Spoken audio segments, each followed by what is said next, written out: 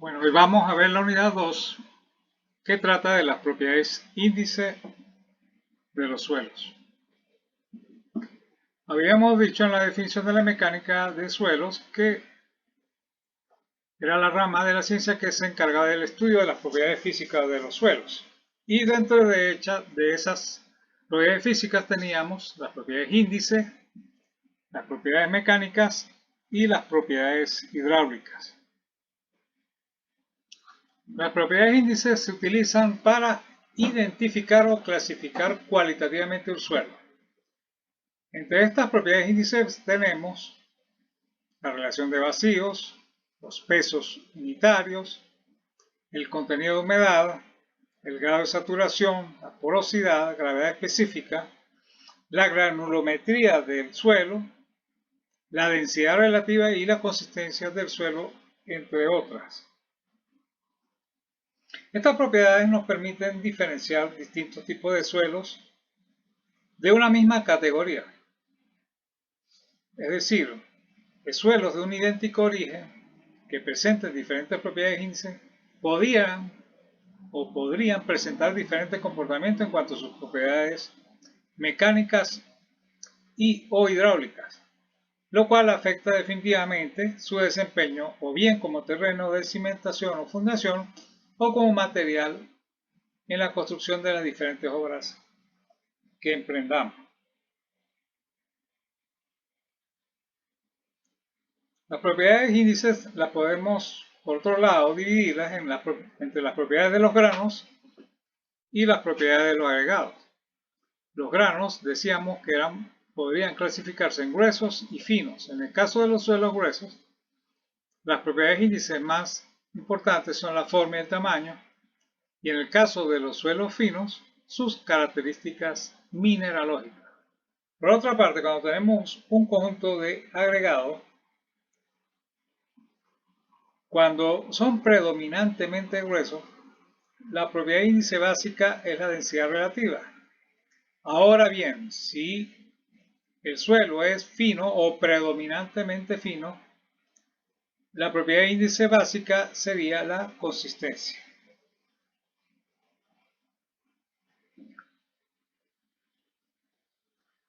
El suelo tal y como lo encontramos en la naturaleza lo podemos dividir en tres fases fundamentales: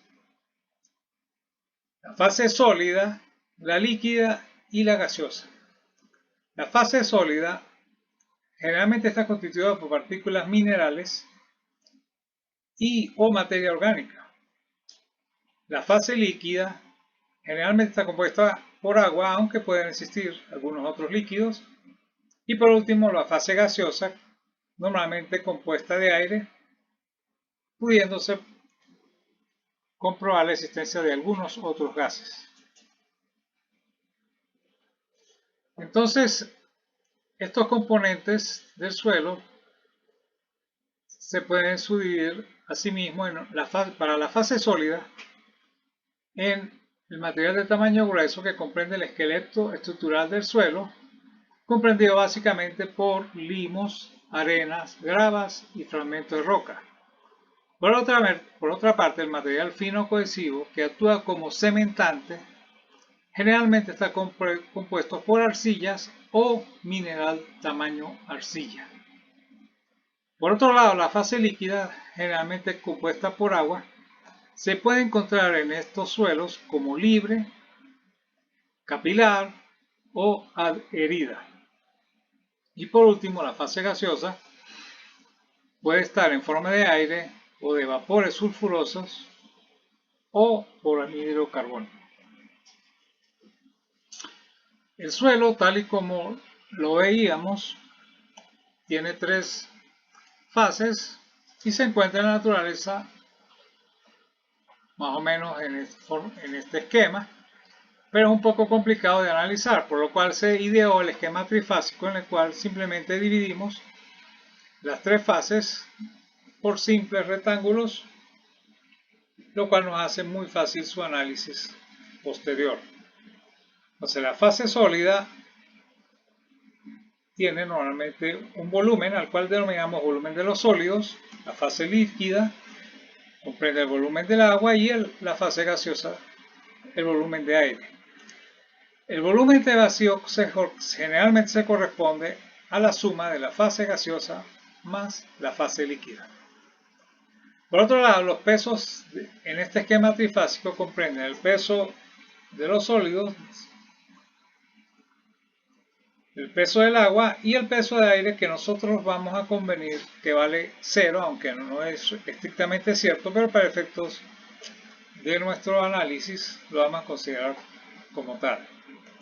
Y el peso o el doble o Wm, que representa el peso de la muestra o de la masa del suelo. Acá están discriminados, ¿verdad? De nuevo, todos los volúmenes y pesos en los cuales dividimos ese esquema trifásico.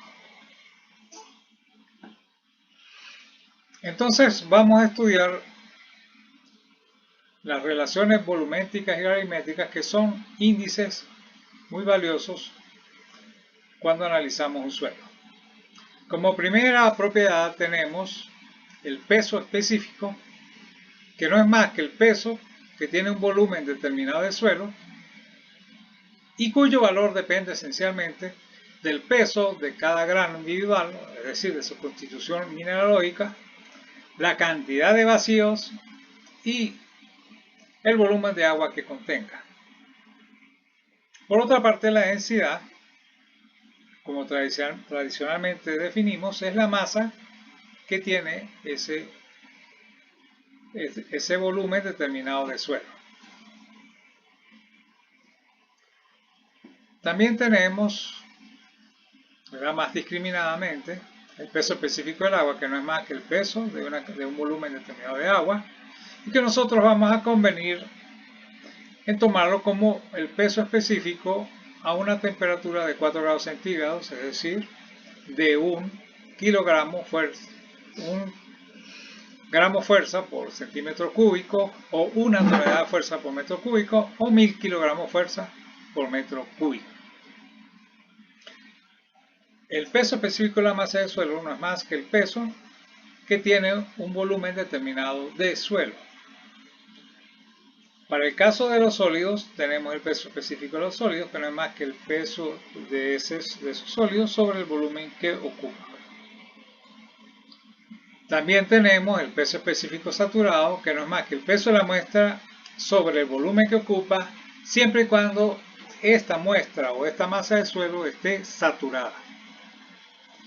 En el caso de peso específico seco, no existe agua en esos espacios vacíos, por lo tanto, es el peso de los sólidos sobre el volumen que ocupa esa muestra o esa masa de suelo. Entonces aquí cabe establecer la definición de lo que es peso seco.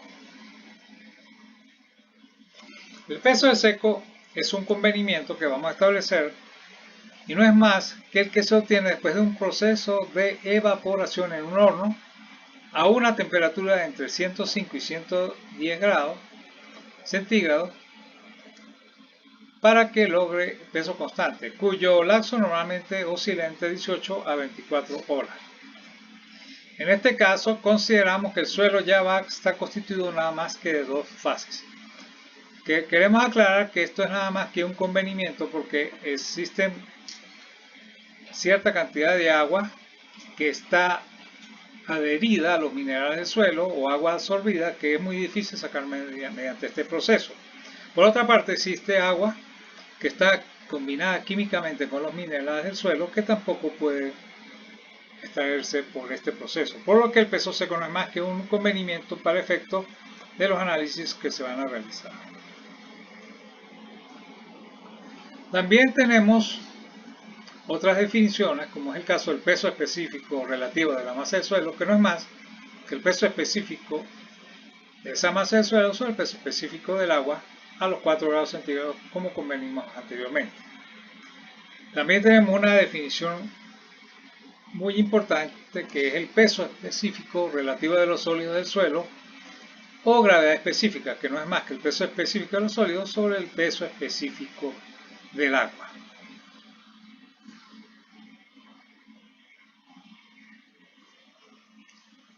Tenemos adicionalmente unas relaciones fundamentales de vital importancia en el análisis que vamos a realizar en la mecánica de suelos. Primero sería el contenido de humedad, que no es más que la relación entre el peso del agua y el peso de los sólidos que existen en una masa o una muestra de suelo. La relación de vacío, que es un indicativo o es una relación relativa entre el volumen de vacíos y el volumen de sólidos. Por otra parte, la porosidad, que nos mide el grado de vacíos que existe en una muestra de suelo, que no es más que volumen de vacíos sobre ese volumen ya indicado.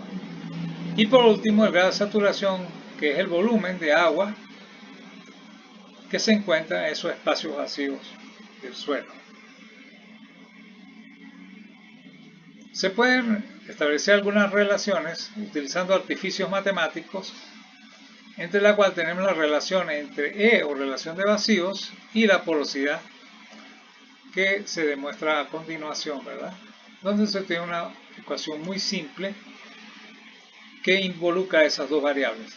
De manera inversa, también se obtiene un valor para la porosidad en función de esa relación de vacíos.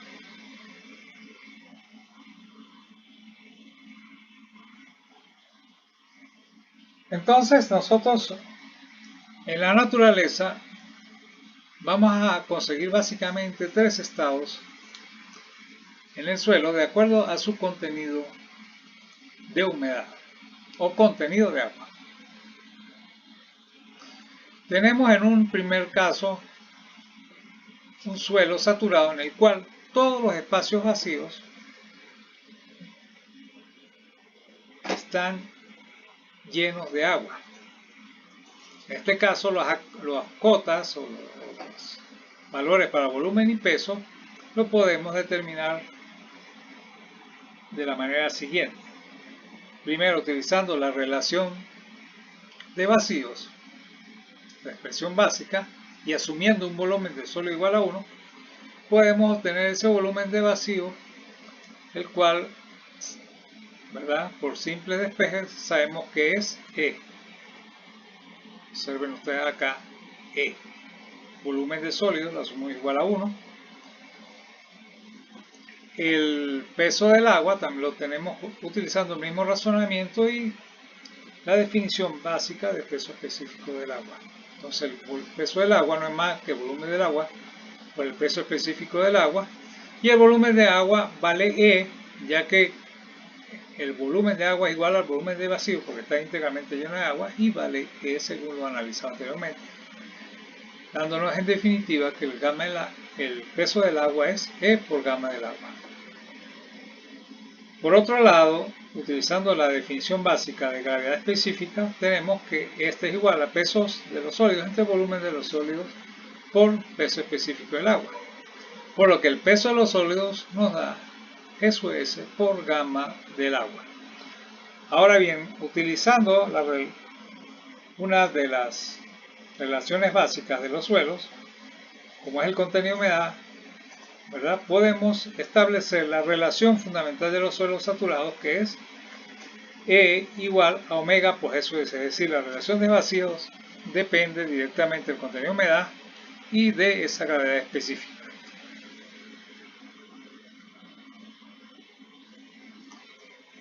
Acá tenemos el peso específico de la masa del suelo. En este caso se puede hacer idéntico al peso específico saturado, ya que está lleno de agua. Entonces, por definición, es igual al peso de la muestra entre el volumen de la muestra. El peso de la muestra no es más que SUS por gamma del agua, que es el peso de los sólidos, más el peso del agua, que es gamma del agua. Y el volumen de la muestra no es más que 1 más E. Acá se ve un poquito desglosado, sabiendo que E vale omega por SUS, podemos escribirlo de esta forma, es decir, esta expresión es idéntica a esta. En el caso de la definición del peso específico seco, sabemos que es igual al peso de los sólidos del volumen de la muestra. El peso de los sólidos ya lo determinamos acá, que es SUS por gamma del agua, y el volumen vale 1 más E, lo cual al ser sustituido nos queda la siguiente expresión. El segundo caso que se nos presenta es cuando tenemos el esquema trifásico, que normalmente es el estado natural de los suelos, en el cual tenemos sólidos, agua y aire. En este caso decimos que el suelo está parcialmente saturado y el grado de saturación está comprendido entre 0 y 100, sin incluir por supuesto estos valores extremos. Sabemos que cuando S vale 100, el suelo está saturado. En este caso utilizamos un razonamiento análogo al de los suelos saturados. Asumimos volumen de los sólidos igual a 1, lo que nos da volumen de vacío igual a E. Con la definición de gravedad específico podemos obtener el peso de los sólidos en este esquema trifásico, variando únicamente el volumen del agua, que depende de ese grado de saturación. Por definición sabemos que el grado de saturación vale volumen de agua sobre volumen de vacíos. Si despejamos ese volumen de agua, obtenemos que es igual a S por volumen de vacíos. Sabemos que el volumen de vacíos vale E, por lo que el volumen de agua es S por E. Sabemos también que el peso del agua igual al volumen del agua por el peso específico del agua, es decir, el volumen de agua que es SE por el peso específico del agua. Entonces, de esa forma tenemos todas las cotas de ese esquema trifásico, tal y como está dibujado acá. Luego de la cual, aplicando la definición del contenido de humedad, podemos obtener la relación fundamental de esos suelos parcialmente saturados, lo cual indica que la relación de vacío depende del contenido de humedad, la gravedad específica y el grado de saturación de ese suelo. Tenemos alguna otra definición adicional, como es el peso específico de la masa del suelo, que en este caso decimos que es el peso específico húmedo, que no es más que el peso de la muestra, el volumen de la muestra. Si vemos el dibujo, podemos observar simplemente que el peso de la muestra no es más que S, gramo del agua, más S por E por gramo del agua, y el volumen de la muestra sigue siendo 1 más E. La única diferencia está en E, que vale omega por G sub S sobre S. Observen ustedes acá en la definición del peso específico seco, se sustituye y obtenemos esta relación adicional. El otro caso, el más sencillo, es cuando extraemos o la naturaleza seca el suelo. Entonces, por definición del peso seco, nosotros simplemente eliminamos toda el agua que está acá en los espacios vacíos y decimos entonces que el suelo está seco. Volvemos a asumir el volumen de sólido igual a 1, obtenemos E, que es el volumen de vacíos, el volumen de la muestra, y similarmente obtenemos el peso de los sólidos. Acá el peso del aire convenimos que le vamos a tomar como 0. Entonces aquí aparece nada más una definición, ¿verdad?, del peso específico de la muestra, que es igual al peso seco, que es G sub S, gamma del agua sobre 1 más E. Aquí hay dos notas que tenemos que tener en mucha consideración o mucho cuidado, que es lo siguiente. Cuando el suelo está seco, o cuando en el caso particular de los suelos secos, no aplican esas relaciones fundamentales para los suelos saturados y parcialmente saturados. Es decir, esas expresiones antes señaladas como relaciones fundamentales no aplican para ninguno, para este caso de los suelos secos. Otra definición que tenemos que tener muy clara es la siguiente. Siempre para un mismo tipo de suelo con un mismo grado de densificación, el peso específico saturado siempre va a ser mayor que el húmedo y este a su vez mayor que el seco.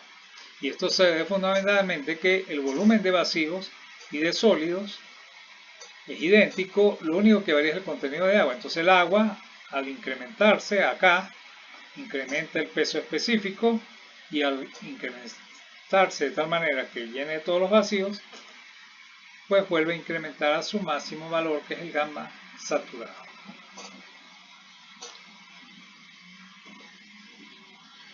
Existe un caso particular, que son los suelos que están ubicados debajo del nivel de aguas superficiales o nivel freático. En este caso nosotros vamos a asumir siempre que los suelos están saturados. Y como nosotros estudiamos en mecánica de los fluidos, el agua va a ejercer, ¿verdad?, una presión en todos los sentidos, es decir, no solo en forma lateral, sino hacia arriba y hacia abajo, ¿verdad?, lo cual hace que esa masa de suelo tienda a disminuir. Entonces aparece la definición de peso específico sumergido. El peso específico sumergido de una masa de suelo no es más que es peso específico saturado menos peso específico del agua. Y para el caso de los sólidos, no es más que el peso específico de los sólidos menos peso del agua. Veamos acá gráficamente cómo sería eso. Supongamos que tenemos un cubo de suelo de lado L que cuelga de un dinamómetro, es decir, que nos mide el peso, ¿verdad?, de esa masa de suelo. Entonces este normalmente está en condición húmeda, y cuando lo sumergimos en esta masa de suelo, en esta masa de agua, perdón, este cubo de suelo tiende a saturarse con el tiempo. Es decir, adquiere un peso al que vamos a denominar peso saturado. Entonces el agua va a ejercer, como veíamos en mecánica de los fluidos, una presión, ¿verdad?, vertical, que crece con la profundidad, equivalente al peso específico del agua por el lado L, ¿verdad?, que es la altura de este cubo. De igual forma, esa presión la va a ejercer hacia arriba. Esa presión se puede transformar, ¿verdad?, en una fuerza concentrada que es igual a la presión por el área en la cual va a estar. El área, como es un cubo, es L al cuadrado.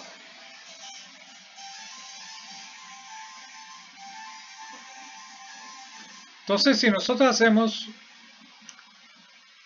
la sumatoria de fuerzas verticales, porque en horizontal se anula, si nosotros sabemos que está en equilibrio el cuerpo, al hacer, ¿verdad?, la sumatoria de fuerza vertical igual a 0 para que no se mueva, obtenemos la siguiente la expresión.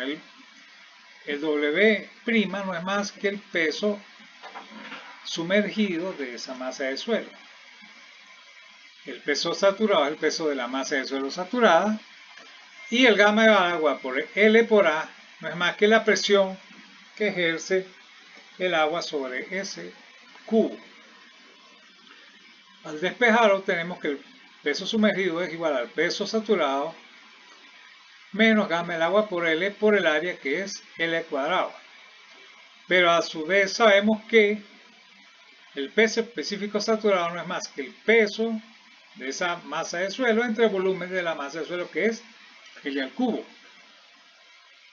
Al sustituir acá, obtenemos que el peso sumergido es igual al peso específico saturado por L al cubo menos el peso específico del agua por L al cubo, lo cual al simplificar acá o agrupar términos nos da la siguiente expresión. Luego, si sabemos que el peso específico sumergido es igual al peso sumergido entre el volumen, o igual al peso sumergido entre el cúbico, a L al cubo, determinamos que ese peso específico sumergido no es más que el peso específico saturado menos peso específico del agua. Hasta acá tenemos lo que son las definiciones básicas de las propiedades índices de los suelos.